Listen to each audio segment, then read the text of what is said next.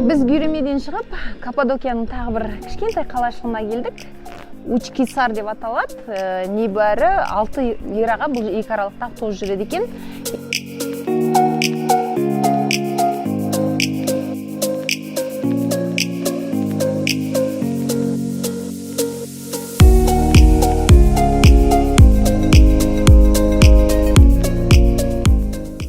Мен қазір Учкисардағы ең биік нүктесіне келдім.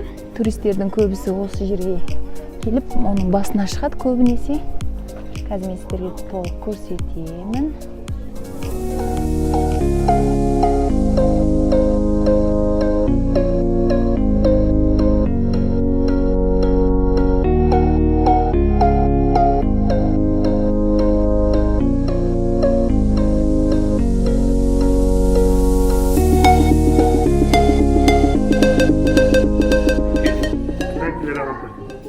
One person, 20 lira.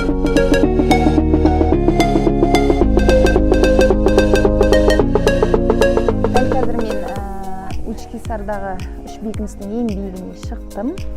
Құны 20 лира екен. Бірақ 20 лирден бұл биіктіктен бүкіл ғажапты тамашалауға мүмкіндік бар. Қараңыздар, өте әдемі. Ұзақта Гюреме көрініп тұр. Егер Гюреме негізі Каппадокиядағы жердің ойығына қарай орналасқан болса, Учкисардың ерекшелігі бұл керісінше биікте орналасқан. Екеуінің айырмашылығы осылай екен.